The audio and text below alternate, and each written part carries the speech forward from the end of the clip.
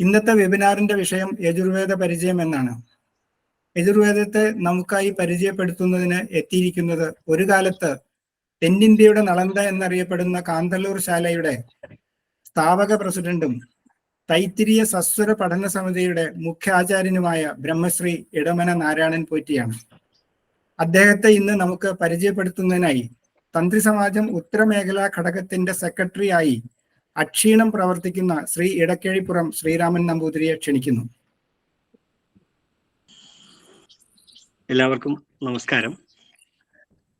അഖില കേരള തന്ത്രസമാജം ഉത്തരമേഖലാ ഘടകവും അതുപോലെ തന്നെ ഉത്തരമേഖലാ ഘടകത്തിന്റെ നേതൃത്വത്തിൽ നടത്തുന്ന അർച്ചക പ്രഥമ എന്ന പൂജാപഠന പദ്ധതി, അതിലെ നിലവിലെ 10 ബാച്ചിലെ പഠിതാക്കള്, ആ പഠിതാക്കളുടെ കൂട്ടായ്മ ആയ TVSRC, അതുപോലെ നമുക്ക് എല്ലാവിധ ഊർജവും നൽകിക്കൊണ്ട് പ്രവർത്തിക്കുന്ന 2000-ഓളം അംഗങ്ങളുള്ള അന്തർജനസഭ ഗ്രൂപ്പ്, ഇങ്ങനെ ഒട്ടനവധി അംഗങ്ങളുള്ള ഈ ഗ്രൂപ്പിന്റെ 2024 വർഷത്തിലെ ഒരുപാട് പ്രവർത്തനങ്ങൾക്കും പദ്ധതികൾക്കും ഞങ്ങൾ രൂപകൽപ്പന നൽകിയിട്ടുണ്ട്.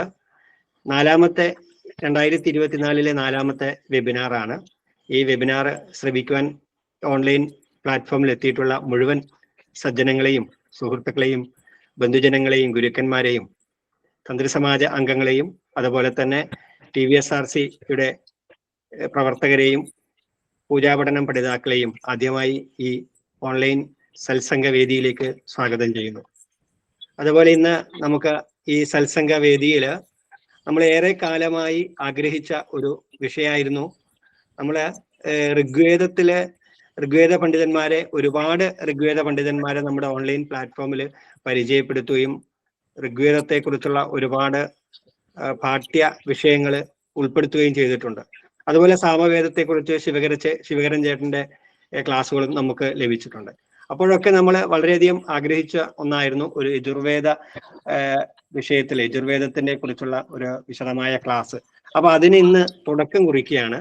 നമുക്ക് ഒരു വിശിഷ്ട വ്യക്തിത്വം തന്നെ ഇന്നത്തെ ഈ സത്സംഗ വേദിക്ക് ലഭിച്ചിരിക്കുന്നു. അദ്ദേഹത്തെ ആദ്യമായി ബ്രഹ്മശ്രീ ഇടമന നാരായണൻ പോറ്റി ഈ സത്സംഗ വേദിയിലേക്ക് സ്നേഹാദരപൂർവ്വം സ്വാഗതം ചെയ്യുന്നു. വേദപണ്ഡിതനായിട്ടുള്ള ഇദ്ദേഹം 2002 മുതൽ തന്നെ കേരളത്തിലെ നടന്നിട്ടുള്ള ഒട്ടനവധി യാഗങ്ങളിൽ മുഖ്യ പങ്ക് വഹിച്ചിട്ടുണ്ട്. 2003 തൃശ്ശൂർ സോമയാഗത്തിന്റെ സ്റ്റേറ്റ് ജോയിന്റ് കൺവീനർ ആയിരുന്നു.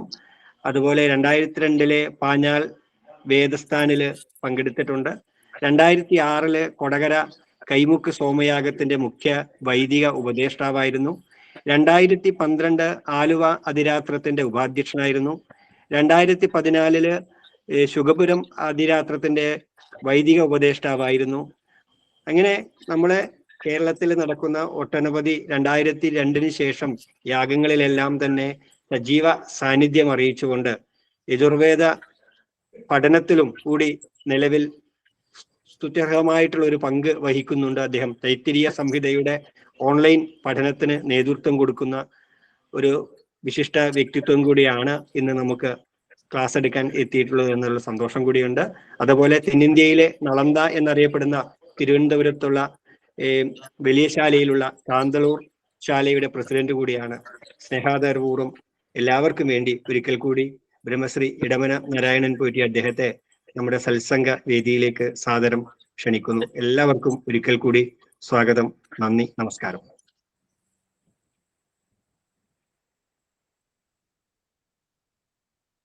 അപ്പോ തുടങ്ങല്ലേ?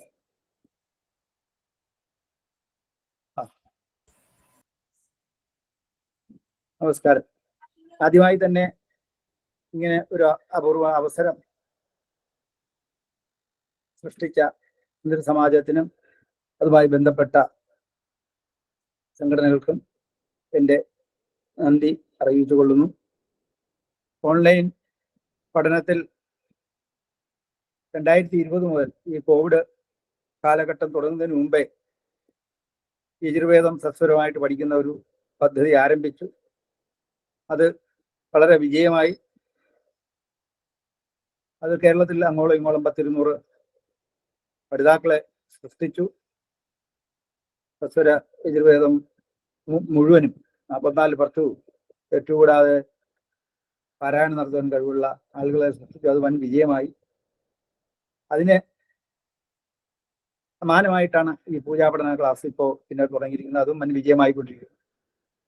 പിന്നെ ഈ ഓൺലൈൻ വെബിനാർ ഈ സംഘടന ഞങ്ങളുടെ ഈ തൈത്തിരീയ പഠന സമിതിയെക്കാട്ടിലും കൂടുതൽ നല്ല രീതിയിൽ സംഘടിപ്പിക്കുന്നുണ്ട്. പ്രത്യേകിച്ചും വേദവിഷയങ്ങൾ അത് തുടരണം. ഈ സ്വാഗത പ്രാസംഗികൻ പറഞ്ഞതുപോലെ ഒരു തുടക്കമാണ്. കുറച്ച് സമയം ആണെങ്കിലും അനേകം ക്ലാസുകൾ എപ്പിസോഡുകൾ നടത്തുന്നതിലൂടെ ഒരു വിഷയം കുറച്ച് കൂടുതൽ നന്നായിട്ട് തന്നെ പഠിക്കാൻ കഴിയും. അതുകൊണ്ട് മേലിലും ഇതുപോലുള്ള ശ്രമങ്ങൾ തുടരണം. ക്ലാസുകൾ സംഘടിപ്പിക്കണം, വെബിനാർ. അതിന് പ്രത്യേകിച്ച് പ്രാഗൽഭ്യം സമാജം തെളിയിച്ചു കഴിഞ്ഞിട്ടുണ്ട്. അതുകൊണ്ട് വളരെ പ്രതീക്ഷയോടുകൂടി ആണ് അതിൻ്റെ പ്രവർത്തനങ്ങളെ ഞാൻ വീക്ഷിക്കുന്നത് എന്ന് പറഞ്ഞുകൊണ്ട് വിഷയത്തിലേക്ക് കടക്കാം. യജുർവേദ പരിചയം എന്നാണ്. വളരെ പ്രാഥമികമായിട്ടുള്ള യജുർവേദം എന്ന് പറയുന്നത് എന്താണ് അതിൻ്റെ സ്വഭാവം എന്ന് മാത്രമേ ഈ 40 മിനിറ്റ് കൊണ്ട് പറയാം. 40 മിനിറ്റിന് മുഴുവൻ കിട്ടില്ല തന്നെ. ഏതായാലും വളരെ സംക്ഷിപ്തമായിട്ട് പറയാൻ നിങ്ങൾക്കൊക്കെ അറിയാവുന്ന കാര്യങ്ങളും എന്നാൽ ചിലപ്പോൾ ശ്രദ്ധിക്കാതെ പോയ ചില കാര്യങ്ങൾ ഓർമ്മിപ്പിക്കുക. നമുക്കറിയാം പുരുഷ സൂക്തത്തിൽ തസ്മാത് സർവഭൂത ഹൃദയസ്ഥാനാനി യജ്ഞിരേ ഛന്ദാംസി യജ്ഞിരേ തസ്മാത് ദേവി തസ്മാത് ജായത. അപ്പോൾ എല്ലാം ഈ യജ്ഞത്തിൽ നിന്നും സൃഷ്ടിക്കപ്പെട്ടു. അതുപോലെ വേദങ്ങളെല്ലാം യജ്ഞത്തിൽ നിന്നാണ്. അപ്പോൾ യജുർവേദം യജ്ഞത്തിന്റെ വേദമാണ്. എല്ലാ വേദങ്ങളും യജ്ഞത്തിൽ നിന്നാണ് ഉണ്ടായത്. ആ ഉൽപ്പന്ന പ്രക്രിയയുടെ വേദം തന്നെയാണ് യജുർവേദം എന്നുള്ളതാണ് ഇതിന്റെ യജുർവേദ മഹത്വം, സവിശേഷത. അതാണല്ലോ നമ്മൾ പരിശോധിക്കാൻ പോകുന്നത്. ഇപ്പോ ഋഗ്വേദത്തിൽ തന്നെ പറയുന്നുണ്ട് യജുർവേദത്തിനെ കുറിച്ച്. ജ്ഞാനവാച പദവീയമായ താമന്നവിന്ദൻ ഋജുഷു പ്രവിഷ്ടാം ഋഗ്വേദം 10-ാം മണ്ഡലത്തിൽ പറയുന്നുണ്ട്. അപ്പോ വാചം എന്നുള്ള പദവിയിലേക്ക് യജ്ഞത്തിലൂടെ ശബ്ദത്തിനെ, വാക്കിനെ എത്തിക്കുന്നു, പ്രവിഷ്ടമായിട്ട് എത്തിക്കുന്നു. മന്ത്രോ വാച അധ്യാത്മജ്ഞേന ധ്യാനേന പദപൂർവകാദ്വീധാതോർ ഇത് ഗുണഭാവ ഛന്ദാംസ. അപ്പൊ ആ പദങ്ങളുടെ ഛന്ദസ്സുകളിലൂടെ ഋഷിഷു പ്രവിഷ്ടാം, ഋഷിമാരിലൂടെ അന്വവിന്ദ ലബ്ധവന്ത. എന്താണ് വാചം എന്നുള്ള പദവി? വാചം എന്ന സർവാത്മക ബോധക സംജ്ഞാരൂപത്തിലുള്ള ശബ്ദരാശിയിലൂടെ ബ്രഹ്മത്തിന്റെ എല്ലാ നാമങ്ങളും ഋഷിമാരുടെ യജ്ഞത്തിലൂടെ ആവിർഭൂതമായ ചുരുക്കം. അപ്പൊ യജ്ഞത്തിലൂടെയാണ് ഈ വാക്കിൽ നിന്നും വാചം ഉണ്ടായത്. വാചം ഉയർന്ന തരത്തിലുള്ള ജ്ഞാനമാണ് പ്രകടിപ്പിക്കുന്നത്. അപ്പൊ ഉയർന്ന തരത്തിലുള്ള ജ്ഞാനം പ്രകടിപ്പിക്കുക എന്നുള്ളതാണ് പ്രാഥമിക തലത്തിലാണ് ഋഗ്വേദം. അതിന്റെ അടുത്ത സ്റ്റെപ്പിലോട്ട്, അടുത്ത തലത്തിലോട്ടാണ് യജുർവേദം ജ്ഞാനത്തിനെ ഉയർത്തുന്നതെന്നാണ് പറയുന്നത്. അപ്പോൾ ഋഷികളുടെ പ്രധാന വിശേഷം ഋഷി വിപ്ര കാവ്യേന, ഋഷി ദർശനാൽ, തർക്ക ഋഷി, ഇങ്ങനെയൊക്കെ ഇരുത്തത്തിൽ പറയുന്നുണ്ട്. ഋഷി എന്ന് പറയുന്ന ഗതൗ എന്ന് പറയുന്ന കർത്തരി പ്രത്യേക അല്ലെങ്കിൽ ധാതുവിൽ നിന്നുണ്ടായതാണ്. ഗതിരി ആകർഷണം, നല്ലതിനെ ആകർഷിക്കുക, കർഷണം ചെയ്തുണ്ടാക്കുക എന്നുള്ള അർത്ഥമുണ്ട്. ജ്ഞാനം ജ്ഞാനം എന്നുള്ളതാണ് ഋഷി എന്നുള്ള വാക്കിന്റെ അർത്ഥം തന്നെ. അപ്പോ ഋഷീൻ രസാനാമ കർഷണാനി ദൃഷ്ടീനി വാ ജ്യോതിംഷി രശ്മി. ജ്ഞാനമാകുന്ന ജ്യോതിസ്, അതിനെ രശ്മി രൂപത്തിലുള്ള ജ്ഞാനത്തിനെ ആകർഷിച്ച് മനസ്സിലാക്കുന്നു. ഋഷിമാർ വാഗ്ബുദ്ധ്യാതീന്ദ്രിയ അഭവാൽ ദർശിച്ച മന്ത്രദർശനത്തെ അപൗരുഷേയ. ഋഷിമാര് ഋഷിമുഖത്ത് നിന്ന് ദർശിച്ചത് ആർഷയം, അതായത് ഈ ഒരു ഈശാവേശ അനുദിതമായ ഈശകൃതിത്വം എന്ന് പറയുന്ന ഒരു ഭൂതാവേശ സ്വപ്നദർശമായ അതീന്ദ്രിയാവസ്ഥയിൽ ദർശിച്ച ഛന്തോനിബദ്ധമായ വാഗാനുശ്രവണ ഉൽപ്പന്നമാണ് മന്ത്രദർശനം പ്രത്യക്ഷപ്പെട്ടു. അതാണ് അപൗരുഷേയമായിരിക്കുന്നത് എന്ന് പറയുന്ന ആ അവസ്ഥയിൽ നിന്നാണ് അതിനെ മൂർത്തമായിട്ടുള്ള വാക്കിലേക്ക് മാറ്റുന്നു. അപൗരുഷേയ മന്ത്രങ്ങൾ അവരുടെ ബുദ്ധിയുമായി ചേർന്നപ്പോൾ ആ മന്ത്രത്തിന്റെ ദർശനമാണ് ബ്രാഹ്മണ ദർശനമായിട്ടാവും. അതാണ് പിന്നെ ബ്രാഹ്മണങ്ങളും വിശദീകരണങ്ങളായിട്ട് ഈ ബ്രാഹ്മണ ദർശനങ്ങൾ പൗരുഷമായ വിധികർത്തൃവാക്യങ്ങൾ അർത്ഥനാമ വിനിയോഗ വാക്യങ്ങളായിട്ട്, അതാണ് യജുർവേദത്തിൽ ഗദ്യമായിട്ട് സാവിത്രാണി ജുഹോതി, മധുമിശ്രേണ അല്ലെങ്കിൽ ദധ്യാ ജുഹോതി എന്നൊക്കെയുള്ള കർത്തൃ കർമ്മ വാക്യങ്ങൾ വിധിവാക്യങ്ങളായിട്ട് വരുമ്പോൾ അത് വിശദീകരണമായിട്ട് പൗരുഷയങ്ങളായിട്ട് മീമാംസകാരന്മാർ പറയപ്പെടും. അവ ബ്രാഹ്മണങ്ങളായി, എന്നാൽ പോലും അവർക്ക് സ്വരമുണ്ട്. സംഗീത അന്യത ത്രിഗുണ ഉണ്ട് എന്ന് വെച്ചാൽ 3 തരത്തിലുള്ള പാഠങ്ങൾ, സംഗീത, പദം, ക്രമം, ജഡ തുടങ്ങിയുള്ള പാഠങ്ങൾ ഉണ്ട് ഈ ബ്രാഹ്മണങ്ങൾക്ക് തന്നെ യജുർവേദത്തിൽ. അതുപോലെ തന്നെ യജുർവേദ സംഹിതയിൽ ഉള്ള ഈ ബ്രാഹ്മണങ്ങളിൽ സ്വരമുണ്ട്. അവയിൽ അങ്ങനെയുള്ള ബ്രാഹ്മണങ്ങൾ ഉത്ഭവിച്ചു. അപ്പം സംഹിതാ ബ്രാഹ്മണം, അത് കഴിഞ്ഞിട്ട് സംഹിതയിൽ നിന്ന് വ്യത്യസ്തമായിട്ടുള്ള ബ്രാഹ്മണങ്ങൾ യജുർവേദത്തിലുണ്ട്. ആരണ്യകം, അതിലും സ്വരമുണ്ട്. എന്നാൽ അത് ഗദ്യ രൂപത്തിലുള്ളതുണ്ട്, പദ്യരൂപത്തിലുണ്ട്, ഋക്കിന്റെ രൂപത്തിലുണ്ട്, സമ്മിശ്ര രീതിയിലുള്ളതാണ്. അതുകൊണ്ടാണ് കൃഷ്ണം എന്ന്, കൃഷ്ണ യജുർവേദം എന്ന് പറഞ്ഞാൽ സമ്മിശ്രമാണ്. എന്നാൽ ശുക്ല യജുർവേദത്തിൽ മന്ത്രങ്ങൾ മാത്രമേ ഉള്ളൂ, ഗദ്യാത്മക ഇല്ല. മന്ത്രപരമായിട്ടുള്ള യജസ്സുകൾ മാത്രമേ, ഋക്കുകളും മാത്രമേ ശുക്ല യജുർവേദം. അപ്പോ മന്ത്രമാത്ര സ്വരൂപത്തിലുള്ള സംഹിത, മന്ത്രബ്രാഹ്മണ മിശ്രിത രൂപത്തിലുള്ള സംഹിതകൾ രൂപപ്പെട്ടു. അങ്ങനെയാണ് കൃഷ്ണ യജുർവേദം. തദനു ശ്രവണാനുസരേണ ബുദ്ധിപൂർവകം തദനു സാരേണ വിരചിതോ സ്മാർത്ഥ ദർശനം. അപ്പൊ ബുദ്ധി പ്രവർത്തിച്ച് അതിനനുസരിച്ച് ചിന്തിച്ചപ്പോഴാണ് ഈ സ്മാർത്ഥമായിട്ടുള്ള ദർശനങ്ങളൊക്കെ ഉണ്ടായത്. അപ്പോ ഋഗ്വേദത്തിൽ തന്നെ പറയുന്നുണ്ട്, ഹൃദാദഷ്ടേഷു മനസാ രവേഷു യത് ബ്രാഹ്മണ സംയജന്തേ സഖായ. ഈ ബ്രാഹ്മണങ്ങൾ അവരല്ലെങ്കിൽ ചിന്ത സംയജന്തേ യജ്ഞത്തിൽ കൂടെയാണ്. സഖായാത്രാഹത്വം വിജഹ്രുവ യാഭിരോഗ ബ്രാഹ്മണോ വിചിരന്തു യുത്വേ. അങ്ങനെയാണ് ബ്രാഹ്മണർ അവരുടെ ഋഷിമാരുടെ ഊഹനീയം വേദജ്ഞാനം അവർ ഊഹിച്ച് കണ്ടുപിടിച്ചു. അതാണ് നിരുക്തത്തിലും പറയുന്നത്, യദേവ കിഞ്ചാൻ അനൂജാനോ അഭ്യൂഹത്യാർഷം ഭവതി. ആ ഊഹത്തിൽ നിന്നാണ് ആർഷം ഉണ്ടായത്. എന്നാൽ ഒരു പടി കടന്ന് തൈത്തരീയ ബ്രാഹ്മണത്തില് യാം ഋഷയോ മന്ത്രകൃത. കാരണം അവർ ഊഹിച്ചിട്ട് ഈ മന്ത്രങ്ങൾ അവർ തന്നെ എഴുതുകയല്ലേ ചെയ്തത്. ഒക്കെ അപൗരുഷമായ അനുഭൂതിയിൽ നിന്നാണ് അത് ഉണ്ടായെങ്കിലും ബുദ്ധിയും കൂടെ പ്രവർത്തിച്ചപ്പോഴാണ് മന്ത്രകൃതമായിട്ട് പൂർണ്ണ രൂപത്തിൽ വന്നത് എന്നാണ് തൈത്തരീയ ബ്രാഹ്മണം. അപ്പൊ യാം ഋഷയോ, അപ്പൊ അപൗരുഷയത്തിനെ എതിർക്കുകയല്ല. അപ്പോ യാം ഋഷയോ മന്ത്രകൃത എന്ന് തൈത്തരീയ ബ്രാഹ്മണം പറയുന്നു. തൈത്തരീയ ബ്രാഹ്മണം പറയുന്നു അഹം ശ്ലോകാകൃ, അവർക്ക് ശ്ലോകം രചിക്കാൻ കഴിഞ്ഞു. ഋഷി വിപ്രകാവ്യേന, അത് ഋഗ്വേദത്തിൽ പറയുന്നു മന്ത്രദർശനമേവ ഋഷിത്വ പ്രാധാന്യം. അതായത് കാവ്യ രൂപത്തിൽ, ഭാവനാരൂപത്തിൽ അത് എഴുതി ഋക്കായിട്ടും ഒക്കെ. അപ്പം ആ അനുഭൂതിയാണ് അവർ എഴുതുന്നതെന്നുള്ള രീതിയിലും പറയുന്നുണ്ട്. ബ്രാഹ്മണം ആദ്യരാധ്യാസം ഋഷി ആർഷയം. അപ്പൊ ആദ്യമായിട്ട് ഉള്ള ചിന്താ പ്രക്രിയയില് ദേവയജ്ഞേ പൃഥിവ്യാ ശിരോരാധ്യാസം ആയിട്ടുള്ള ബ്രാഹ്മണം, അതാണ് ആർഷയമായിട്ടുള്ളതെന്ന് പറയുന്നുണ്ട്. അപ്പൊ മന്ത്രബ്രാഹ്മണം എന്ന് പറയുന്നത് സുവ്യക്തമായ നിയമങ്ങളില്ലെങ്കിലും ഏകദേശ ചില ധാരണകളുണ്ട്. അതിന് ഇന്നും ഒരു വലിയ വിവാദത്തിൽ നടന്നുകൊണ്ടിരിക്കുകയാണ്. ശുക്ല യജുർവേദികളും കൃഷ്ണ യജുർവേദികളും. അത് രണ്ടു പക്ഷത്തും പല ന്യായങ്ങളുണ്ട്. രണ്ടിലും സത്യമുണ്ടെങ്കിലും സായണൻ ബുദ്ധിപൂർവം അത് വ്യവഹാരത്തിലൂടെ മാത്രമേ അത് നമുക്ക് മനസ്സിലാക്കാൻ കഴിയൂ കൃത്യമായിട്ട് എന്ന് പറഞ്ഞപ്പോൾ അതൊക്കെ രക്ഷപ്പെട്ടിട്ടുണ്ട്.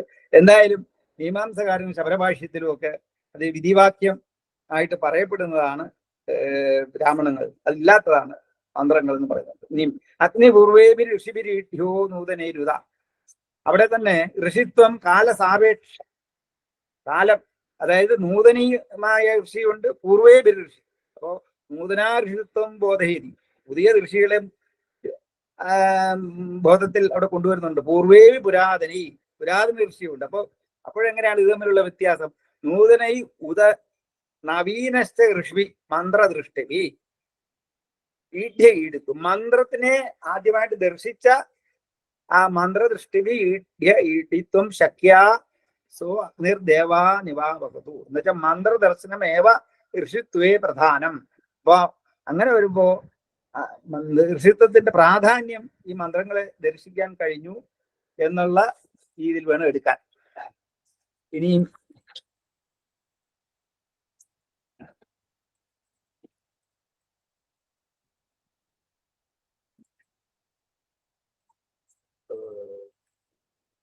ഇനി ഒരു നിമിഷം.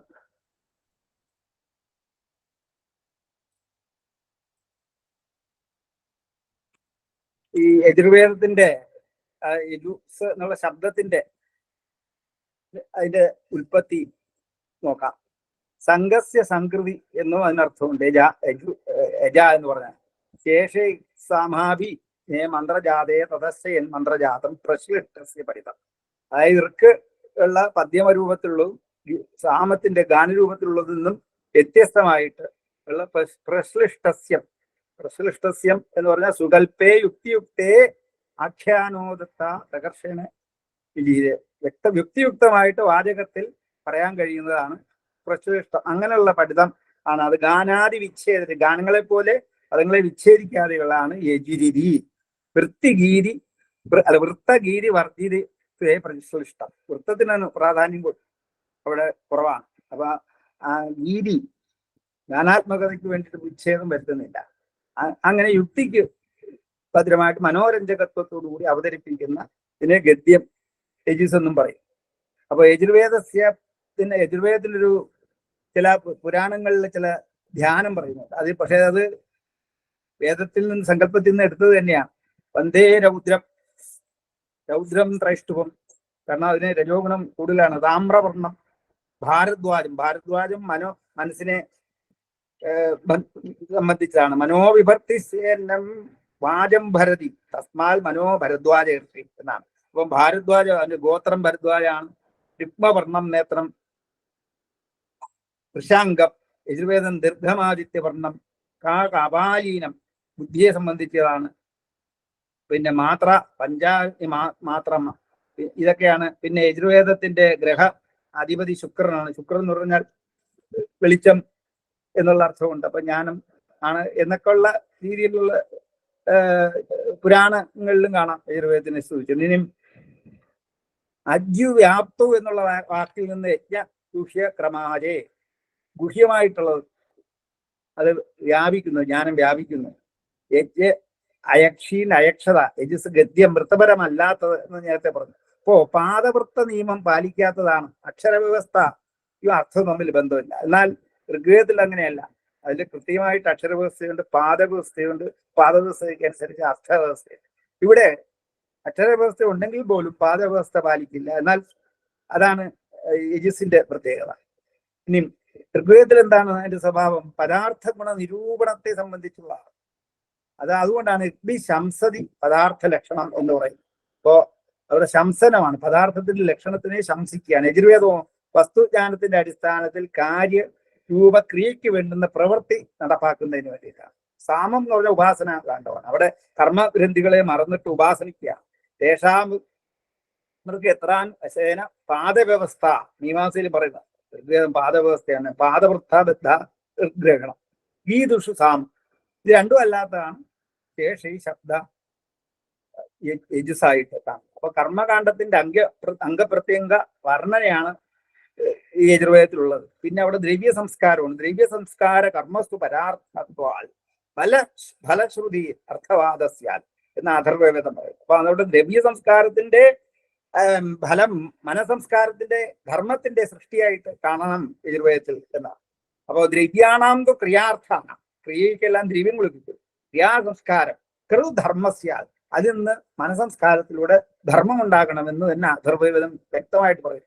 യജ്ഞോപിതസ്യ ജനതായി കൽപ്പതേ തത്രൈ വിദ്വാൻ ഹോതാഭവതി. ഋഗ്വേദ ബ്രാഹ്മണൻ ഐതിരേ ബ്രാഹ്മണൻ എന്ന് പറയുകയാണ്. സൃഷ്ടിപരമായ കഴിവ് യജ്ഞത്തിലൂടെയാണ്. യജ്ഞോപി കൽപ്പത ആ പ്രവൃത്തിയിലൂടെ കൽപ്പിക്കപ്പെടുമ്പോഴാണ് വിദ്വാൻമാര് ജനതായി ഹോതാവ് സൃഷ്ടിപരമായ കഴിവുള്ള ഹോതാവായിട്ട് മാറുന്നത്. ഇനി യജുർവേദ മന്ത്രപ്രശംസ അതാണല്ലോ യജുർവേദത്തിന്റെ പ്രത്യേകത. തസ്യ പരാർത്ഥാൽ യൈ ഭവത പുഷ്ടി രുചി വൃഷ്ടി സുഖിത്വം തുടങ്ങിയ ഈ സുഖദായ ഗുണങ്ങൾ എല്ലാ ജീവനുകൾക്കും വേണം.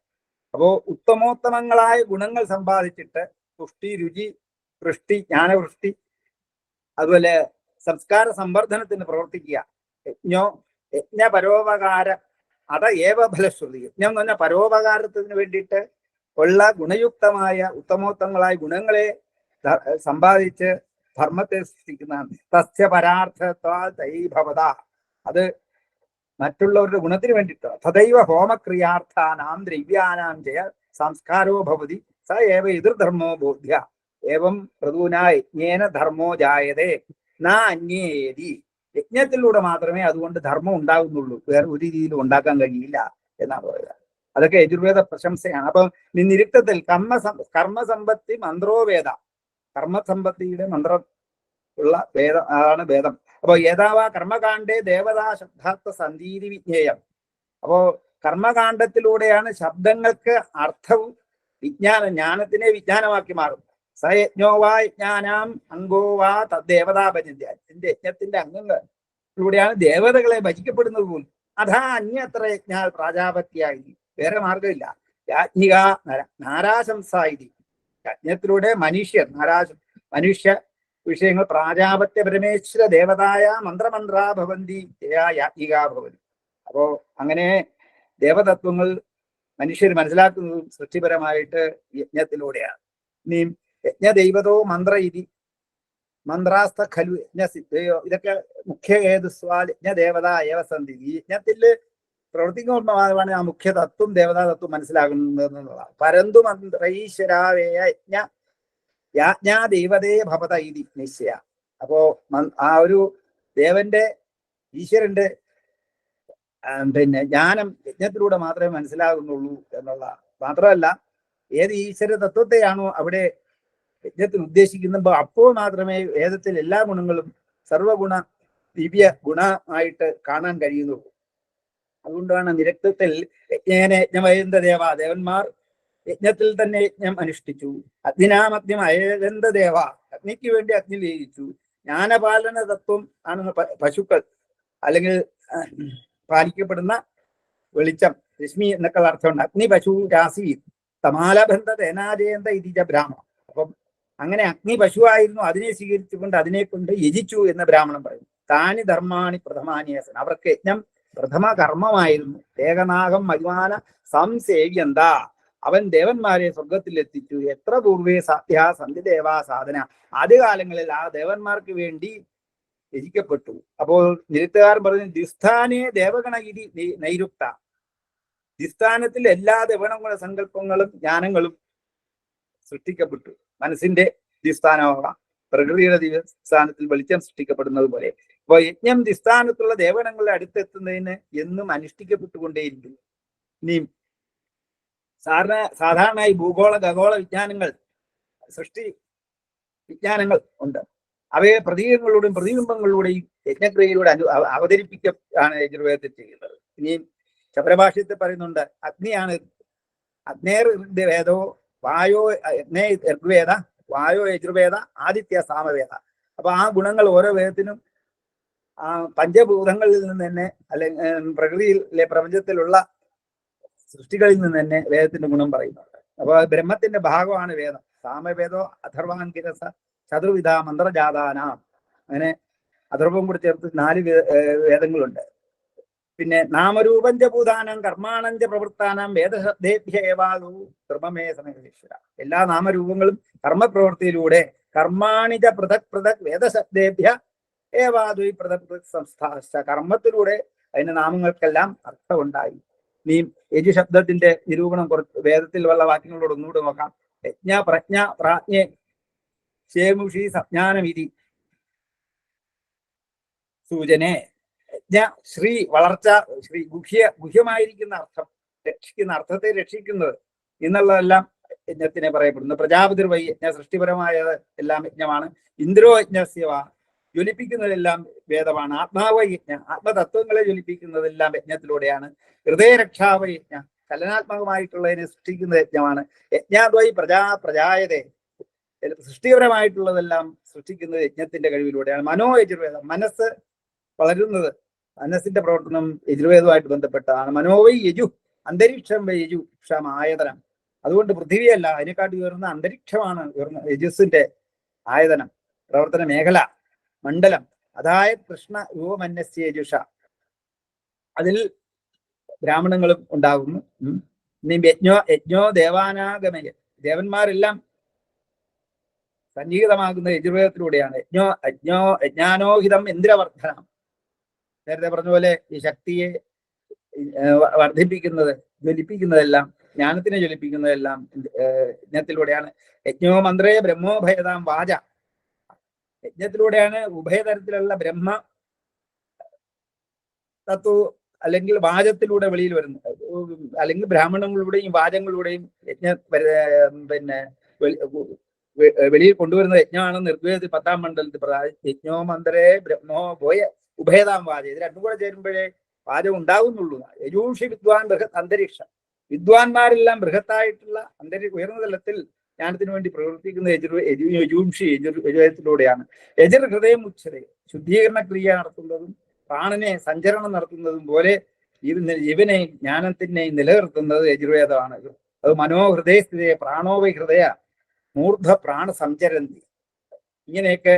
അതുപോലെ യജുർവേദം യജിക്കാനുള്ളതാണ് എന്ന് യാസ്കൻ അതുകൊണ്ട് സന്നിഗ്ധമായിട്ട് പറഞ്ഞു. ഋഗ്വേദം പോഷമാസേ പുഷ്പാം യത്രം തേ ഗായതി ശക്വരീഷു ബ്രഹ്മാത്വേ വദന്തി യാതവിദ്യ യജ്ഞസ്യ മാത്രം വിവിമീതൗത്വ. ഇത് ഋഗ്വേദം 10-ാം മണ്ഡലത്തിൽ യജ്ഞസ്യ മാത്രം വിവിമീതൗത്വ. എന്താണ്? വിശിഷ്ടമായിട്ടുള്ള ജ്ഞാനം തയാധാരയിത ഉണ്ടാകുന്നത് യജ്ഞസ്യ മാത്രം, യജ്ഞത്തിലൂടെ മാത്രമേ ഉണ്ടാകുന്നുള്ളൂ എന്നുള്ളതാണ്. പിന്നെ ഈ യജുർവേദത്തിന് 2 പാഠങ്ങളുണ്ട്. സാരസ്വത പാഠം, അതാണ് ഇന്നിപ്പോ നിലവിലുള്ളത്. ഇന്ന് നിലവിലില്ലാത്ത ഒരു പാഠം ഉണ്ടായിരുന്നു. അതാണ് കാണ്ഡർഷി പാഠം, ആർഷയ പാഠം എന്ന് പറയും. അത് എന്നാൽ ബൗധായനന്മാരും ആപസ്തംഭികളും സത്യാഷാഢന്മാരും ഹിരണ്യകേശികളും ഒക്കെ അവരുടെ ഉത്സർജ സ്വാധ്യായത്തിൽ വ്രതമായിട്ട് വേദം ജ്ഞാനത്തിന് വേണ്ടിയിട്ട് മാത്രം സ്വാധ്യായമായിട്ട് അനുസരിക്കുമ്പോൾ ഇന്നുള്ള ഈ യജുർവേദം അല്ല ഉപയോഗിക്കുന്നത്. അതിൽ കാണ്ഡങ്ങളായിട്ട് തന്നെ ഋഷികൾക്കനുസരിച്ച് മന്ത്രങ്ങളെ സങ്കലനം ചെയ്ത്, ഇന്നത്തെ ഉള്ള സംഹിതയുടെ രൂപമല്ല, ശാഖയിലുള്ള ആരണ്യകളും ബ്രാഹ്മണങ്ങളും എല്ലാം കൂടെ സങ്കലനം ചെയ്ത രൂപമാണ്. ആ സങ്കലനത്തിന്റെ തത്വം പ്രജാപത്യ തത്വം, സൗമ്യം, ആത്മേയം, വൈശുദേവം, സ്വായംഭുവം. അപ്പൊ സ്വായംഭുവം ചെയ്തി പഞ്ചകാണ്ഡാനി ഭവന്തി കാണ്ഡേ കാണ്ഡേ വ്രതചര്യ. അപ്പോ സ്വാധ്യായം പോലെ വ്രതമായിട്ട് സ്വയം ആത്മജ്ഞാനത്തിന് വേണ്ടിയിട്ട് വരുമ്പോൾ ആർഷയ പാഠമാണ് ആദ്യം ഉണ്ടായത്.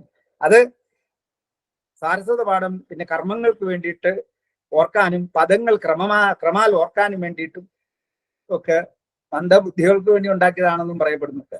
ഏതായാലും ബൗധായന, പക്ഷെ ഇന്ന് അതാണ് പ്രചാരത്തിലുള്ളത്. അതുണ്ടെങ്കിൽ മാത്രമേ പാഠങ്ങൾ ശരിക്കും ഓർക്കൂ, കർമ്മങ്ങൾ പ്രയോഗിക്കാനും കഴിയും. ഇനിയും ബൗധായന സത്യാഷാഢ ഹിരണ്യകേശാദി കാണ്ഡാനുക്രമികായാം പ്രസിദ്ധ ജ്ഞാനസ്വായത്താനാൻ അനുസാരിയായിട്ടുള്ള പദ്ധതിയാണ്. അതുപോലെ പഞ്ചതത്വാനാം യോഗ പഞ്ചേന്ദ്രിയാണാം യോഗ തഥാദേശാം അതിദൈവതം. അങ്ങനെയുള്ള പഞ്ചേന്ദ്രിയങ്ങളും പഞ്ചതത്വങ്ങളും പഞ്ചഭൂതതത്വങ്ങളും യോജിപ്പിച്ചിട്ടാണ് പ്രകൃതിയിലുള്ള പഞ്ചതത്വങ്ങളായിട്ട് എല്ലാത്തിനെയും കണ്ടിട്ടാണ് ആത്മതത്വമായിട്ട് ബ്രഹ്മതത്വമായിട്ട് മാറ്റുന്നത്.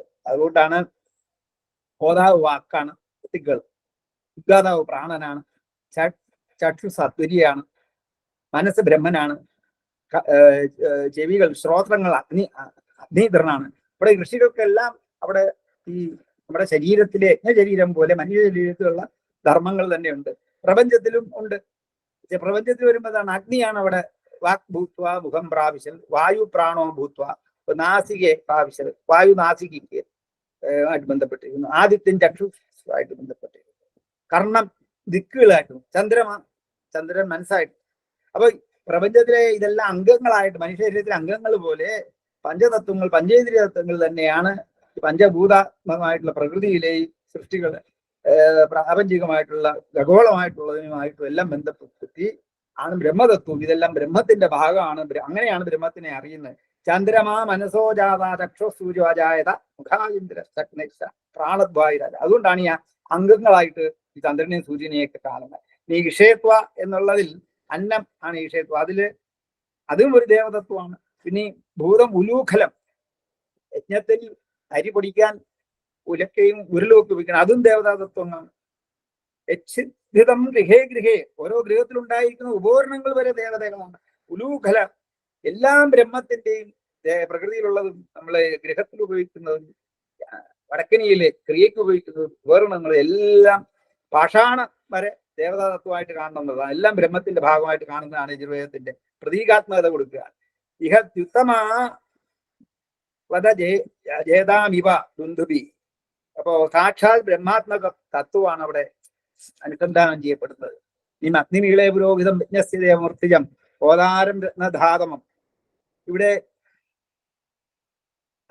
യജ്ഞസ്യ ദേവം എന്ന് പറയുന്നുണ്ട്. എന്നാൽ യജ്ഞത്തിലൂടെയാണ് ദേവതത്വം സവിശേഷേണ ഗമ്യമാകുന്നത്. ദർശപൂർണമാസത്തിലെല്ലാം ആദ്യകൾ വഷക്കാരത്തിലൂടെ ഹോമിക്കുന്നു.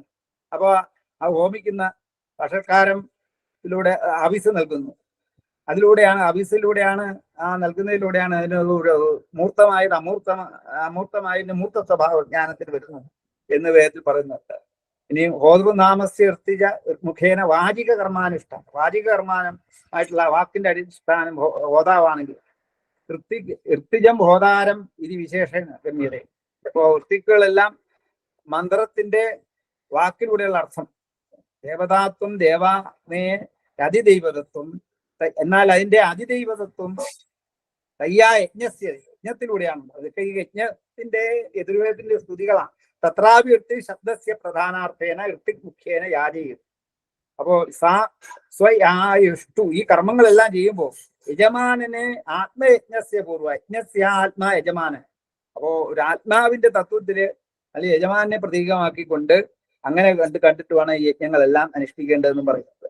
ശ്രുത അഗ്നിർ യജമാന സ്വരൂപത്വം എന്നും പറയുന്നുണ്ട്. രത്നധാതമ വിധി വിശേഷേണ. രത്നധാതമം എന്ന് പറഞ്ഞാൽ ഫലവിശേഷണം.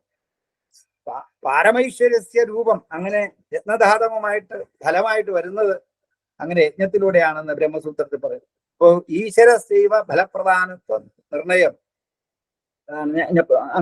പിന്നെ അതാണ് യജ്ഞം ചെയ്യുന്നത്. പിന്നെ ഞാൻ സാരസ്വത പാഠത്തിന്റെ കാര്യം പറഞ്ഞു. അത് ദുർവാസാവ് മഹർഷി ബ്രഹ്മലോകത്തിൽ പോയി സാമാനം വാഴയപ്പോൾ സരസ്വതി ദേവി അത് അവഗണിച്ചു എന്നും സരസ്വതി ദേവിയെ മനുഷ്യയോനിയിൽ ജനിക്കാൻ ശപിച്ചു എന്നും അങ്ങനെ അത്രി മഹർഷിയുടെ ഭാര്യയായിട്ട് ജനിക്കുകയും എന്നാൽ അത്രി മഹർഷിയുടെ പുത്രൻ അന്ന് നിന്ന ഈ കാണ്ഡർഷ്യ ആശയ പാഠം പഠിക്കുക, അതിന്റെ അടിസ്ഥാനത്തിൽ പദങ്ങളും ക്രിയകളും യജ്ഞക്രിയകളും ഓർത്ത് ചെയ്യാൻ ബുദ്ധിമുട്ട് വന്നപ്പോൾ അതിനെ സഹായിക്കുന്ന അനുസാരിയായിട്ടുള്ള രീതിയിൽ ഇന്നത്തെ ഈ സാരസ്വത പാഠം സൃഷ്ടിച്ചു എന്നുമാണ് പറയപ്പെടുന്നത്. ഇന്നത്തെ സാരസ്വത പാഠത്തിൽ ത്രിഗുണമുണ്ട് എന്ന് വെച്ചാൽ സംഹിത, ക്രമം തുടങ്ങിയ പാഠഭേദങ്ങളുണ്ട്, സ്വരങ്ങളുണ്ട്, ഛന്ദോനിബദ്ധമാണ്. പിന്നെ ബ്രാഹ്മണങ്ങൾ ഛന്ദസ് ഉള്ളതും ഇല്ലാത്തതുമുണ്ട്.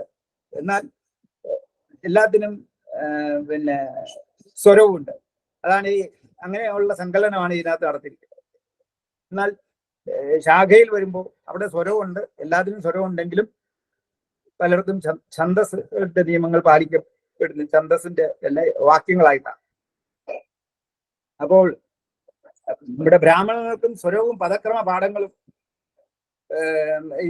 ഉള്ളത് സംഹിതയും അല്ലാത്ത ബ്രാഹ്മണങ്ങളും.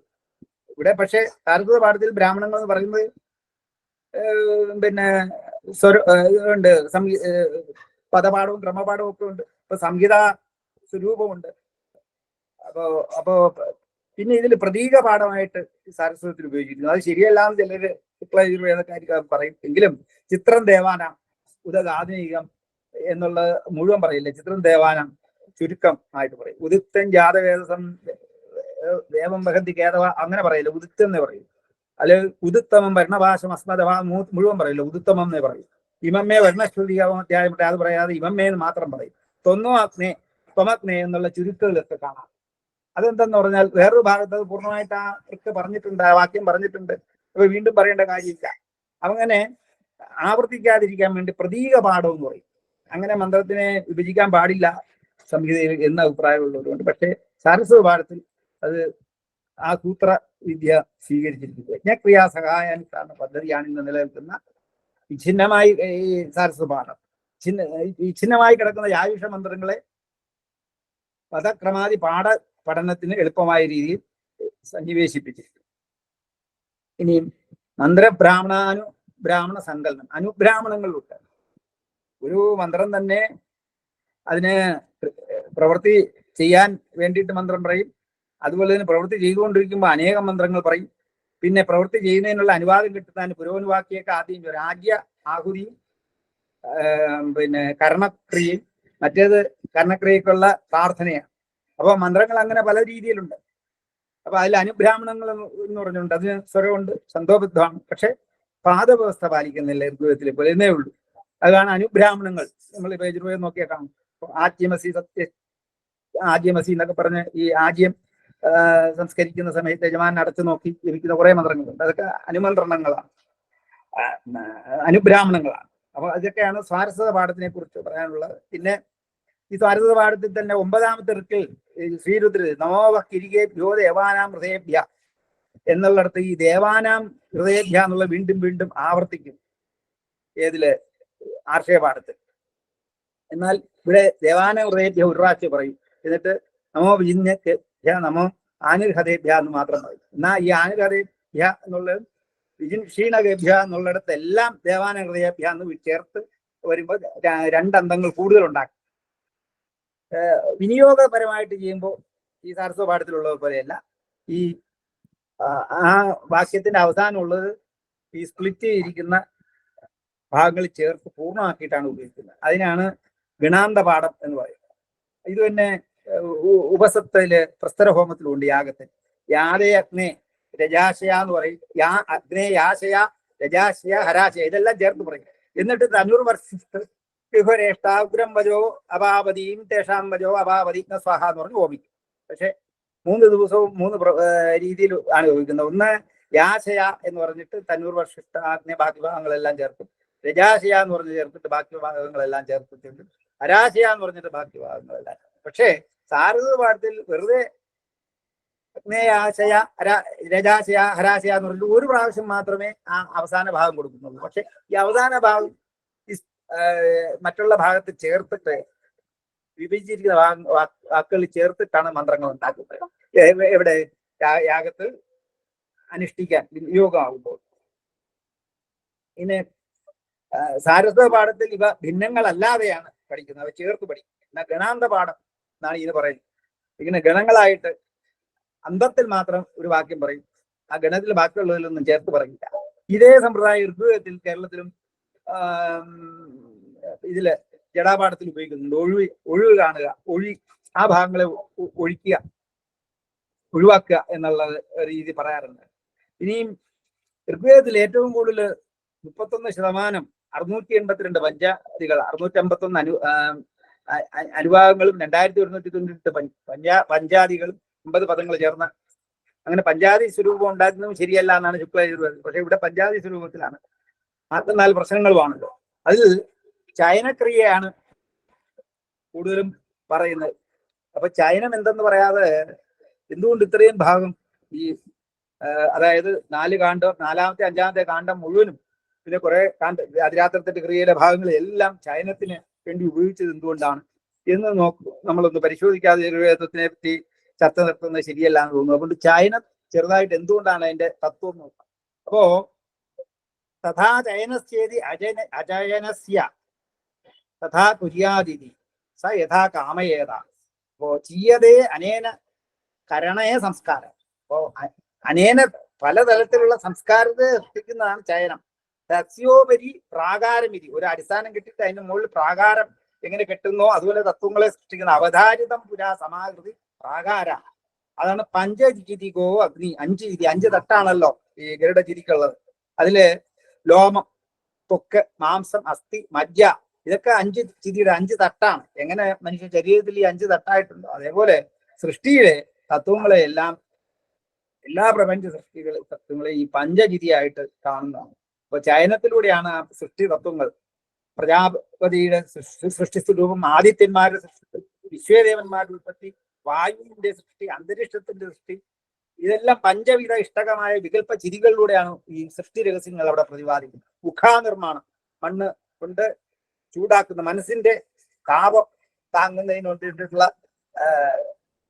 പിന്നെ സ്ഥലം എന്നുള്ള രീതിയിലാണ് യുദ്ധങ്ങൾ നിർമ്മിക്കുന്നത്, ചുട്ടെടുക്കുന്നത്. ഇപ്പൊ പ്രാണപ്രതിഷ്ഠ പൂജയിലുള്ള പോലെ പ്രാണപ്രതിഷ്ഠ മൂർത്തി പൂജയൊക്കെ അവിടെ കാണാം. രുക്മപുരുഷനെ കാണാം. പഞ്ചപശു സ്വരൂപം ഉണ്ട്.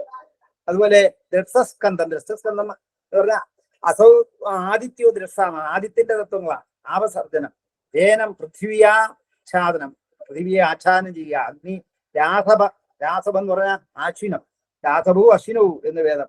അജം എന്നത് പൂഷ്ണാവാണ്. കൂർമ്മം കാശരീയമാണ്. പുരുഷൻ മേഷമാണ്. പിന്നെ ഗൗ എന്ന് പറഞ്ഞ വൃഷഭമാണ്. ത്വമേവ പഞ്ചപശവോ വിഭക്ത. അങ്ങനെ ഗാവാശ്വവൃഷ അജാവയ എന്നുള്ള രീതിയിൽ വൃഷഭം, പിന്നെ പഞ്ചപശുക്കളായിട്ട് വിഭജിച്ചിരിക്കുന്നു തത്വങ്ങളെ. വയാംസി പ്രാണസൃഷ്ടി ദ്യൗ പൃശ്നി എന്നുള്ള ദ്യൗവിനെ, പൃശ്നി എന്ന് പറയുമ്പോൾ ദ്യൗവിനെക്കാട്ടി നാനാവർണ്ണങ്ങളുള്ളത് പൃശ്നി. ഇനി ദിശകളുടെ ഉൽപ്പത്തി ചന്ദ്രമുണ്ട്, ചന്ദ്രമാ നക്ഷത്രമാണ് അതിന്റെ ഉൽപ്പത്തി. പിന്നെ ശൃംഖലരഹിതമായ ഹിംസാരഹിതമായിട്ടുള്ള മൂർച്ഛപരമായിട്ടുള്ള ഹിംസാരഹിതമായിട്ടുള്ളതിന്റെ തൂപരത്തിന്റെ സൃഷ്ടി. ഇങ്ങനെ ഇതെല്ലാം ആണ് ഈ ചയനത്തിൽ പറയുന്ന മുഴുവൻ പ്രപഞ്ച രഹസ്യങ്ങളാണ്. പൃഥിവി പഞ്ചപ്രാണ പശു സംബന്ധമായിട്ടുള്ള കാര്യങ്ങളാണ് ഈ ചയനത്തിൽ പറയുന്നത്. ഇനിയും ഋഗ്വേദത്തിൽ യജുർവേദത്തിലുള്ള വിഷയങ്ങൾ ഓരോന്ന് പറയുന്നത് ദശപൂർണമാസമാണ് ഒന്നാമത്തെ പ്രശ്നം. പിന്നെ സോമയാഗങ്ങൾ, പിന്നെ ദശപൂർണമാസി ഇഷ്ടിയുടെ മന്ത്രങ്ങൾ, ബ്രാഹ്മണങ്ങൾ, അതിന്റെ ബ്രാഹ്മണങ്ങൾ ചേർത്ത് പറയുന്നു. മറ്റേടത്ത് അങ്ങനെയല്ല. ആശ്രയപാഠത്തിൽ ബ്രാഹ്മണങ്ങൾ വേറെ, ഇവിടെ അങ്ങനെയല്ല. അതതിന്റെ മന്ത്രങ്ങളുടെയും ക്രിയകളുടെയും ബ്രാഹ്മണങ്ങൾ അതത് ഭാഗത്ത് തന്നെ കൊടുക്കും. കാമേഷ്ടി വിധി, പിന്നെ സോമയാഗങ്ങളുടെ ക്രിയ, പിന്നെ വിശേഷമായിട്ടുള്ള അഭ്യാദന മന്ത്രങ്ങൾ, രാഷ്ട്രവൃത്ത, അതൊക്കെ കാണാം. വാസ്തോഷ്മതിയുടെ മന്ത്രങ്ങൾ കാണാം. പിന്നെ 20 മുതൽ 26 വരെ ഗുഹാസംഭാരവും അതിരാത്രമാണ്. പിന്നെ ചിതിയുടെ തുടങ്ങാണ്. അപ്പോ 27, 30 തുടങ്ങിയ വർഷങ്ങളിലും 30 തിഥികളുടെ അതിരാത്രത്തിന്റെയും ക്രിയം. അശ്വമേധത്തിൻ്റെത് കുറച്ച് 31 പറയുന്നു, 32-ാം വർഷത്തിലും അത് അശ്വമേധത്തിന്റെ പറയുന്നു. വീണ്ടും 33 പിന്നെ 28 ഓത്തിലൂടെ അതിരാത്ര ക്രിയകൾ പറയാണ്. പിന്നെ വീണ്ടും സോമയാഗത്തിന്റെ ചില വിശേഷങ്ങൾ പറയുന്നു. അതിനുശേഷം 40-44 ഏകാഹങ്ങൾ എന്ന് പറയുന്ന ഗവാമയം എന്ന് പറയുന്ന സംവത്സര തത്വം, സംവത്സര യാഗങ്ങളെ കാര്യം. അതാണ് ഈ 44, 45, 43, 44 വർഷങ്ങൾ പറയുന്നത്. അപ്പോ ഗവാമയം എന്ന് പറഞ്ഞു കഴിഞ്ഞാൽ ഒരു വർഷം നീണ്ടു നിൽക്കുന്ന യാഗമാണ്. സാധാരണ സോമയാഗം എന്ന് പറഞ്ഞാൽ അഗ്നിഷ്ടോമം, അത്യഗ്നിഷ്ടോമം, മുഖ്യം, ഷോഡശി, വാജപേയം, അതിരാത്ര, ആത്തോര്യാണ്.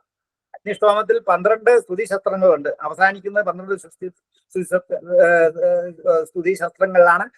അഗ്നിഷ്ടോമ സ്തുതിയിൽ അവസാനിക്കുന്നുണ്ട് അഗ്നിഷ്ടോമം എന്നതിന് പേര്. അതാണ് പ്രകൃതി എല്ലാ സോമയാഗങ്ങളുടെയും. 7 സംസ്ഥയാണുള്ളത്. അതിന്റെ വികൃതിയാണ് അത്യഗ്നിഷ്ഠ. അത് പ്രഭാതത്തിന്റെ പ്രാതരനുഭാഗത്തിന്റെ അല്ലെങ്കിൽ പ്രഭാതത്തിന്റെ വിശേഷമായിട്ടാണ്. ഉക്ത്യം എന്ന് പറഞ്ഞ മാധ്യം ദിനത്തിന്റെ വിശേഷം. ഷോഡശി സന്ധ്യയുടെ. വാജപേയം എന്ന് പറഞ്ഞാൽ മാധ്യത്തിന്റെ പ്രകൃതിയായ ഉക്ത്യത്തിന്റെ ഒരു വികൃതിയാണ്. അതിരാത്രം എന്ന് പറഞ്ഞാൽ രാത്രിയാഗങ്ങളാണ്. ആത്തോര്യാഗം രാത്രിയാഗങ്ങളുടെ അതിരാത്രത്തിന്റെ വികൃതിയാണ്. അതിലെ അത്യഗ്നിഷ്ടോമം വികൃതിയിൽ 13 സ്തുതിശസ്ത്രങ്ങൾ, ഉക്ത്യത്തിൽ 15 സ്തുതിശസ്ത്രങ്ങൾ, ഷോഡശിയിൽ 16 സ്തുതിശസ്ത്രങ്ങൾ. ശസ്ത്രങ്ങൾ ഋഗ്വേദ മന്ത്രങ്ങളാണ്, സ്തുതി സാമവേദ മന്ത്രങ്ങളാണ്. വാജപേയത്തിൽ 17 എന്നുള്ള സംഖ്യയാണ് അവിടെ ആവർത്തിക്കുന്നത്. അവിടെ 17 സ്തുതിശസ്ത്രങ്ങളുണ്ട്. അതിരാത്രത്തിൽ 29 സ്തുതിശസ്ത്രങ്ങൾ, ആത്തോര്യാമത്തിൽ 33. ഇത് ഒരു അഹസ്ത് ഏകസുത്യം 3 ദിവസം പ്രവർഗ്യോപസ്ഥിത്തുകൾ നടത്തി അതിനുള്ള യോഗ്യ ദീക്ഷാ പ്രവർഗ്യോപസ്ഥിത്തുകൾ ഇതെല്ലാം നടത്തി 4 ദിവസം നടത്തി. 5-ാം ദിവസം 4-ാം ദിവസം അഗ്നിഷ്ടോമിയും പശുവുണ്ട്. അത് ഇത്രയും നടത്തുമ്പോഴാണ് സോമാഹുതിക്കുള്ള യോഗ്യത നേടുന്നത്. അത് 5-ാം ദിവസം. ആ ദിവസത്തിന് ഏകസുത്യം, ഒരു ദിവസത്തിൽ സോമാഹുതി. അതിന് പ്രാസവനം, ആദ്യന്തന സ്വനം, തൃതീയ സ്വനം, 3 സ്വനങ്ങളിൽ സോമാഹുതി. അതിനെയാണ് ഏകസുത്യമായിരിക്കുന്ന അഹസ് എന്ന് പറയുന്നത്. അതാണ് ഏകാഗമാണ് ഈ പറഞ്ഞ യാഗങ്ങളെല്ലാം. ഇത് 2 ദിവസം 2 അഹസ്സുകൾ മുതൽ 12 അഹസ്സുകൾ വരെയുള്ള അഹീനം എന്ന് പറയും. അത് കഴിഞ്ഞ് ഒരു സംവത്സരം 361 ദിവസം നിൽക്കുന്നതിന് സത്രം നോക്കും. സത്രത്തിന്റെ പ്രകൃതി ഗവാമയനമാണ്. അതിൽ വിശ്വസ്രജാമയം എന്നൊക്കെ പറഞ്ഞ സംവത്സര സത്രങ്ങൾ അനവധിയായിട്ടുണ്ട്. അപ്പൊ ഗവാമയത്തിൽ സംവത്സര സത്രങ്ങളിൽ 361 അഹസ്സുകളുണ്ട്. അതിൽ 21 തരത്തിലുള്ള യാഗങ്ങൾ. പ്രായണീയം, ചതുർവിംശം, അഭിപ്ലവ ഷടകം, പൃഷ്ടിഷടകം, അഭിജിത്ത്, സ്വരസാമാക്കൾ, വൈഷ്ണവതം, വിശ്വജിത്ത്, അവിവാക്യം, ഛന്തോമങ്ങൾ, മഹാവൃതം, ഇങ്ങനെ 11 തരത്തിലുള്ളത്. അതിൽ ചിലത് ആവർത്തിച്ചും വരും. അതിൽ അഭിപ്ലവ ഷടകത്തിന് 6 അഗസ്തുകളാണ്. പൃഷ്ടിയ ഷടകത്തിനും 6ആണ്. എന്നാൽ ഛന്തോമങ്ങൾക്കും 3ആണ്. ഇങ്ങനെ ഉള്ളത് അനേകം ദിവസം പല രീതിയിൽ ചെയ്യും. അതായത് 1-ാം മാസം 32 അഗസ്തുള്ളത്. അതിൽ പ്രായണീയ അതിരാത്രം കാണും, ചതുർവിംശം കാണും, അഭിപ്ലവ ഷടകം 4 കാണും, പൃഷ്ടിയ ഷടകം 6 അഗസ്തുള്ളത് കാണും. പിന്നെ അത് കഴിഞ്ഞ് വീണ്ടും പിന്നെ 2, 3, 4, 5 മാസങ്ങളിലൊക്കെ 28 സുത്യങ്ങളാണ്. 6-7 മാസങ്ങളിൽ 30 സൂത്യങ്ങൾ. ഇങ്ങനെ ഓരോരോ മാസങ്ങൾ 8-9 മാസങ്ങളിൽ പിന്നെ 30 വീതമുള്ള അഗസ്റ്റുകളാണ്. പിന്നെ 12-ാം മാസത്തില് 32 അഗസ്റ്റാണ്. അത് കഴിഞ്ഞിട്ട് പിന്നെ ഒരു ഗോ ആയുസുക്കൾ എന്ന് പറയുന്ന 2 സൂത്യങ്ങളുണ്ട്. പിന്നെ ഉദയനീയാന്ന് പറഞ്ഞ സൂത്യം. ഇങ്ങനെ എല്ലാം കൂടെ ചേർത്ത് ആണ് 361 അഗസ്റ്റുകൾ കൊണ്ടാണ് ഈ സംവത്സര സത്രം. പിന്നെ ഇനിയും പറയേണ്ട ചാതുർമാസ്യങ്ങളാണ്. ചാതുർമാസ്യങ്ങൾ എന്ന് പറഞ്ഞാൽ 4 മാസങ്ങളിൽ അനുഷ്ഠിക്കുന്ന ഇഷ്ടികൾ, അതായത് പിന്നെ കർമ്മങ്ങൾ 40 കർമ്മങ്ങളുണ്ട്. അതിൽ 14 കർമ്മങ്ങൾ ശ്രൗതമാണ്. 4 കർമ്മങ്ങളാണ്. അതില് പ്രഭാത ദാനങ്ങളുള്ള 26 കർമ്മങ്ങൾ സ്മാർട്ട കർമ്മങ്ങളും, അത് കഴിഞ്ഞ അഗ്നിയാദാനം, ഇഷ്ടി തുടങ്ങിയ കർമ്മങ്ങൾ ശ്രൗത കർമ്മങ്ങൾ. അതിൽ ചാതുർമാസ്യങ്ങൾ 4 മാസം കൂടുമ്പോൾ അനുഷ്ഠിക്കേണ്ട വൈശ്യദേവ പർവം, വരുണപ്രകാശ പർവം, സാകാമേത പർവം, ശുനാസീരീയ പർവം, ഇങ്ങനെ 4 മാസങ്ങളിലായിട്ട് 4 മാസങ്ങൾ കൂടുമ്പോൾ. പിന്നെ ആഗ്രഹണം ചാതുർമാസ്യം 4 മാസങ്ങൾ. പിന്നെ നിരൂഢ പശുബന്ധം എന്ന് പറഞ്ഞ ഒരു ക്രിയയും കൂടെ ചെയ്യണം. നമ്മുടെ 44 ഒരു ബ്രാഹ്മണൻ അനുഷ്ഠിക്കുന്ന 40 എണ്ണത്തിലുള്ളതാണ് നിരൂഢ പശുബന്ധം. അത് ദക്ഷിണ ഉത്തരായന സന്ധികളിലാണ്. അത് കഴിഞ്ഞാൽ വസന്തം വരുമ്പോൾ സൗത്രാമണി എന്ന് പറയുന്ന ക്രിയ ചെയ്യണം. അപ്പോ യജ്ഞക്രതുർ സൗത്രാമണി, ഇന്ദ്രൻ, അവിടെ ഇന്ദ്രനാണ് ദേവത. ഇന്ദ്രൻ എന്ന് പറഞ്ഞാൽ ആ സന്ധികളിൽ ജ്ഞാനത്തിനെയും ആരോഗ്യത്തിനെയും ഉജ്ജീവിപ്പിക്കാനുള്ള ക്രിയയാണ്. അത് ഓരോന്നിനും ഓരോ തത്വമുണ്ട്. അതൊന്നും ഇനി ഞാൻ കൂടുതൽ പറയുന്നില്ല. ഇതിനാണ് ഹവിരയജ്ഞങ്ങൾ എന്ന് പറയുന്നത്. ഈ ചാതുർമാസ്യങ്ങളും പിന്നെ സോമ യജ്ഞങ്ങൾ നേരത്തെ പറഞ്ഞു 7 സംസ്ഥകളാണ്. ഇത്രയും ചേർന്ന് 44 സംസ്ഥകൾ ഉണ്ട്. പിന്നെ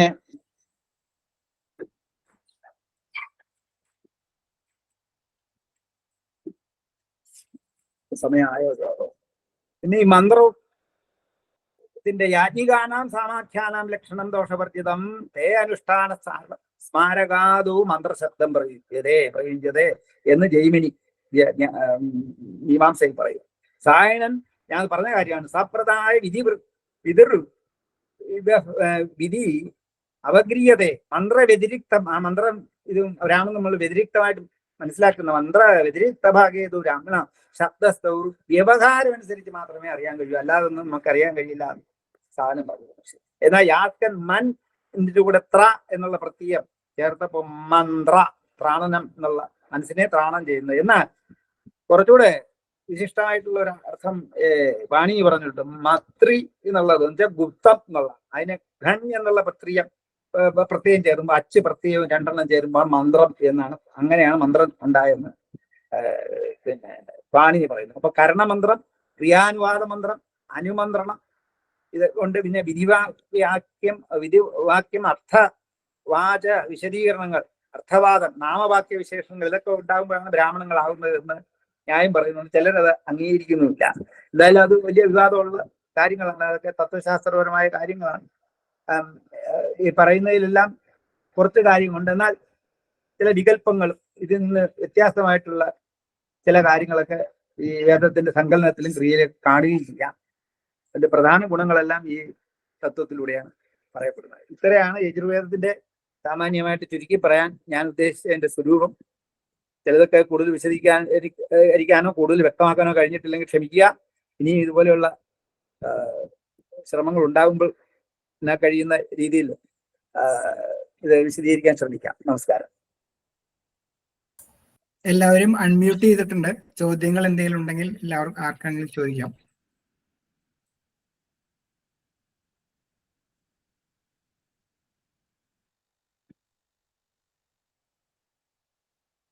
ഞാൻ കുറെ വാചകങ്ങൾ പറഞ്ഞു പോയിട്ടുണ്ട്. അതിനൊന്നും അർത്ഥം വിശദീകരിക്കണം എന്ന് വിചാരിച്ചു. സമയമില്ലാത്തതുകൊണ്ട് ചുരുക്കി വെറും നാമം മാത്രം പറഞ്ഞു പോയിട്ടുണ്ട്. പല കർമ്മങ്ങളും അതിലേതെങ്കിലും ഒന്നിന് വിശദീകരണം ആഗ്രഹിക്കുന്നു അല്ലെങ്കിൽ കൂടുതൽ അറിയേണ്ടതായിട്ടുണ്ടെങ്കിലും പറഞ്ഞ് അർത്ഥം പറയാതെ പോയ വാക്കുകളും ക്രിയയും കർമ്മങ്ങളും ഒക്കെ ഉണ്ട്. അതിൽ എന്തെങ്കിലും അതിന്റെ ഒരു തത്വം അറിയണമെന്ന് തോന്നിയെങ്കിൽ അത് ഓർമ്മയുണ്ടെങ്കിൽ പറഞ്ഞാൽ അതിനെ കുറിച്ച് പറയാം. അല്ലാതെ പൊതുവെ നമസ്കാരം. ഒരു ചെറിയ സംശയം. മാധവൻ നമ്പൂതിരി എന്ന പേര്. സംസ്കൃത അധ്യാപകനാണ്. കേന്ദ്രീയ വിദ്യാലയത്തിലെ സംസ്കൃതം. എനിക്കൊരു സംശയം, ഈ വേദാഭ്യാസമൊക്കെ ചെറിയ പ്രായത്തിൽ ചെയ്യണം എന്നാണല്ലോ അതിന്റെ വിധി. അതെ. അപ്പൊ ഇപ്പൊ എനിക്കൊക്കെ 55 വയസ്സൊക്കെ ആയി. ആ. അപ്പൊ ഈ സമയത്ത് പിന്നെ പഠിക്കാൻ പറ്റുമോ? അങ്ങനെയാണ് അത് ശബ്ദം ഇത് ഉറക്കോ? ഞാൻ 36-ാമത്തെ വയസ്സിലാണ് ഈ വേദം സസ്വരമായിട്ട് കേൾക്കുന്നത് തന്നെ. അത് ഇരിങ്ങാലക്കുടയൊക്കെ ശരി. പോയി, ഇരിങ്ങാലക്കുട അതെ അല്ലേ? പാഠശാലയുടെ ഒരു ഉപദേഷ്ടാവായിട്ട് പോയി അവിടെ കുട്ടികൾ ചൊല്ലുന്ന കാണുന്നു. പിന്നെ പോത്തൂട്ട് 36-34 വയസ്സായി. അപ്പോൾ എനിക്ക് ആ ആ ഇതിനോടൊരു അഭിനിവേശം, ആദ്യം ഇത് കേക്ക് മാത്രമേ ഉള്ളൂ, പിന്നെ അത് ചൊല്ലണമെന്നുള്ളൊരു അഭിനിവേശം എങ്ങനെ ഉടലെടുത്തു. അപ്പോൾ പലരും അതെ പറഞ്ഞ അസാധ്യമാണ് എന്നൊക്കെ പറഞ്ഞു. അതെ പിന്നെ അതെ. ഞാൻ എന്നിട്ടും അത് ശ്രമിച്ചു. ഞാൻ പഴയ ഒരു യുക്തിവാദി ആയതുകൊണ്ട്, ഞാനൊന്നും അഹങ്കാരി ഒക്കെ ആയതുകൊണ്ട് ഞാൻ അതൊന്നും ആളുകൾ പറയുന്നൊന്നും അംഗീകരിക്കില്ല. അത് അത് ശരി. അങ്ങനെ വന്നപ്പോ പക്ഷെ ഈ ആളുകൾ പറയുന്നൊരു കാര്യമുണ്ടെന്ന് ഞാൻ മനസ്സിലാക്കിയെങ്കിലും എന്റെ ഗുരുനാഥനായ വാച്ചവാധ്യായന്റെ അടുക്ക ഇത് സംസാരിച്ചപ്പോൾ അദ്ദേഹം പറഞ്ഞു, അതൊക്കെ അദ്ദേഹത്തിന് അന്ന് 85 വയസ്സുണ്ട്. അദ്ദേഹം ആയുർവേദത്തിൽ നിന്ന് കേരളത്തിലെ ഏറ്റവും വലിയ പണ്ഡിതനായിരുന്നു. മരിച്ചുപോയി 100-ാമത്തെ വയസ്സ്. അദ്ദേഹം അതെ അതെ. പറഞ്ഞു, അങ്ങനെ പലരും പറയും, അതൊക്കെ നീ എന്തിനാ ആലോചിക്കുന്നത്?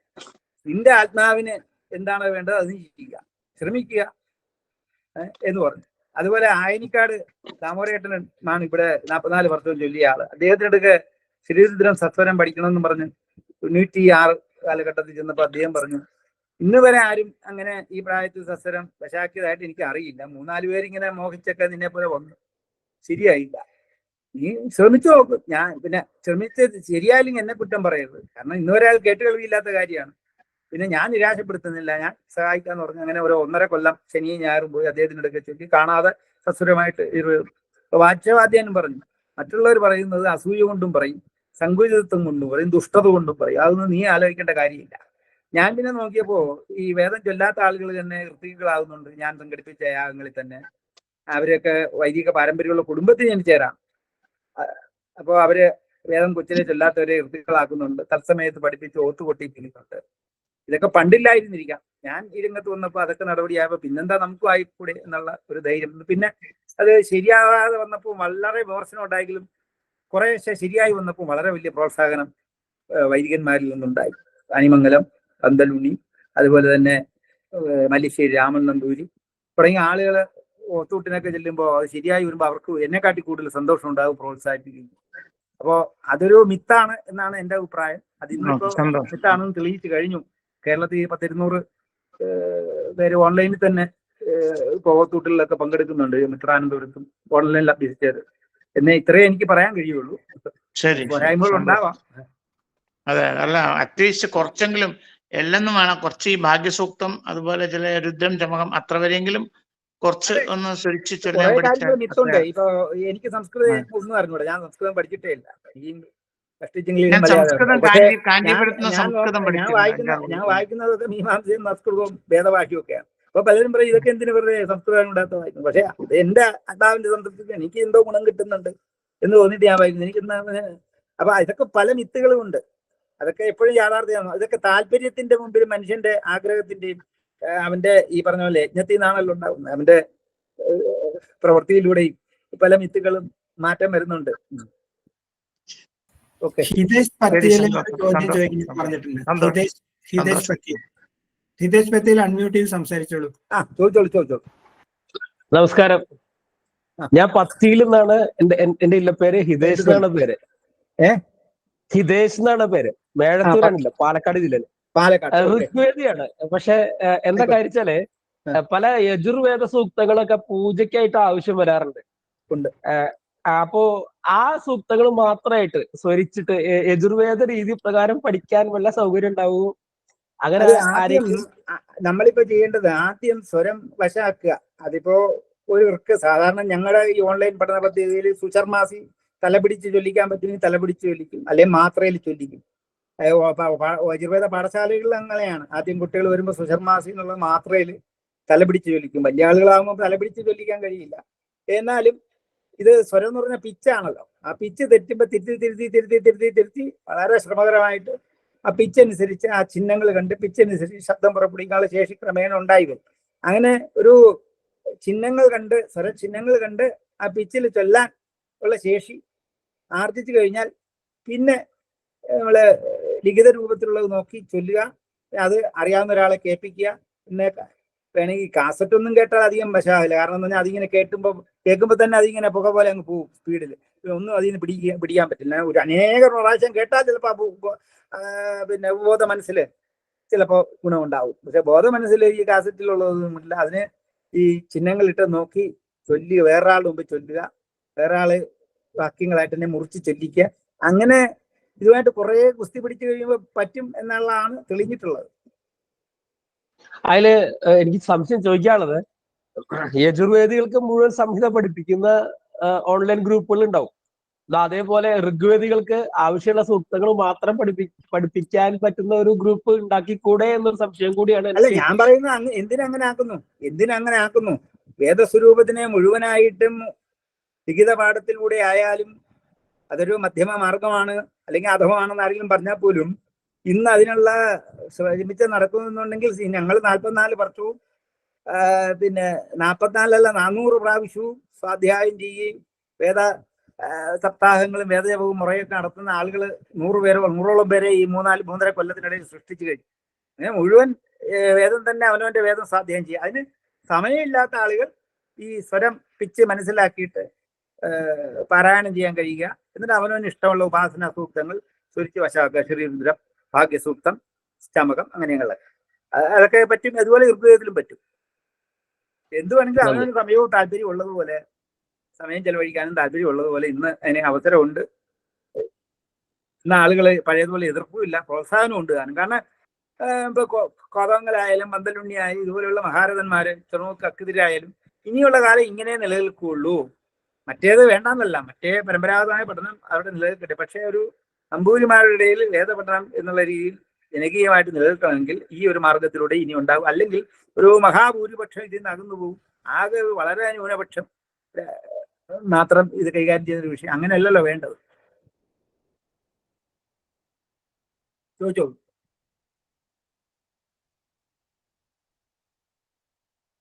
ചോദിക്കാം. നന്ദിട്ടോ. ഞാൻ പെട്ടെന്ന് ചുരുക്കുകയാണ്, മറ്റുള്ളവർക്ക് അവസരം ചോദ്യം. സമയം കുറവായിട്ട് ഇനി അടുത്ത ഒരു ഓൺലൈൻ പരിപാടി ഉടനെ ഉണ്ടെന്ന് പറഞ്ഞിരുന്നു. അതുകൊണ്ട് സമയം ക്ലിപ്തമായിട്ട് നിർത്തണമെന്ന് പറഞ്ഞു. അതുകൊണ്ട് പെട്ടെന്ന് ചോദിച്ചാൽ ചുരുക്കി പറയാം.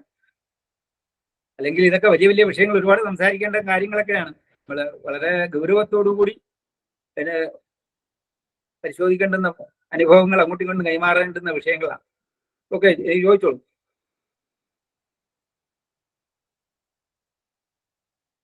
അങ്ങയുടെ ഫോൺ നമ്പർ ഒന്ന് തരാമോ? Phone number 9447. എന്റെ ഫോൺ നമ്പർ ഇതിനകത്ത് ഇട്ടില്ല, ഈ നോട്ടീസിലില്ല. 9447. കർണാടകയുടെ ഇടയിലേ ഇടുകയുള്ളൂ. അപ്പൊ 9447. അത് കഴിഞ്ഞാൽ 111. ഓക്കെ, 47. 9447 11147. Okay, thank you. അപ്പൊ ഋഗ്വേദികൾ ഉണ്ടെങ്കിൽ എനിക്കുള്ള ഒരു അപേക്ഷ വൻ വിജയമാകും. നിങ്ങള് കിട്ടുന്ന ആചാര്യന്മാരെ വെച്ച് സമ്പൂർണ്ണ ഋഗ്വേദം കാണാതെ പഠിക്കുകയല്ല, ആ പിച്ച് തെറ്റാതെ ആ സ്വരത്തിൽ പാരായണം ചെയ്യാൻ നോക്കി പാരായണം ചെയ്യാൻ ശ്രമിക്കണം. സരസ്വതി ദേവിയുടെ കയ്യിലിരിക്കുന്നതും പുസ്തകമാണ്. അന്നേ ആ പുസ്തക സങ്കല്പമുണ്ട്. എല്ലാവർക്കും വലിയ കാലഘട്ടത്തിലുള്ള കൃതയുഗത്തിലുള്ളതുപോലെ പഠിക്കാൻ ഇന്നത്തെ യുഗത്തിൽ കഴിയില്ല. അതുകൊണ്ട് മുഴുവൻ ഈ 10 മണ്ഡലവും പാരായണം ചെയ്ത് തീർക്കുന്ന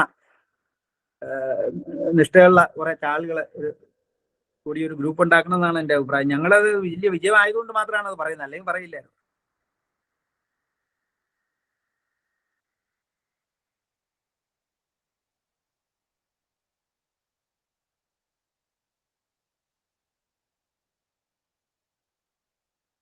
ഒക്കെ സമയം കുറവായിട്ട് ഇനിയും ഇതുപോലെയുള്ള പരിപാടികൾ ഉണ്ടാകുമ്പോൾ കൂടുതൽ സംശയങ്ങൾ എല്ലാവരും ചോദിക്കണം. മാത്രമല്ല തുടരെ അനുസ്യൂതം ഇത്തരത്തിലുള്ള വിഷയങ്ങൾ, അനുഭവങ്ങൾ ചർച്ച ചെയ്യുകയും